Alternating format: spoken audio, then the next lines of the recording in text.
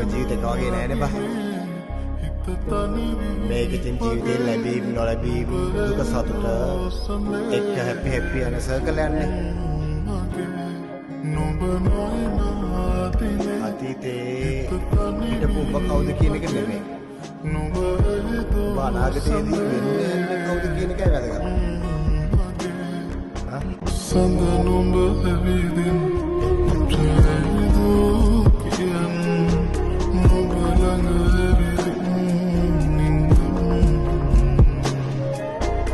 හරිසමේ නේ ආදරේ ඇවුන්නේ යනවා යන්න යනවා තමයි ඒ මාත් ආදරේ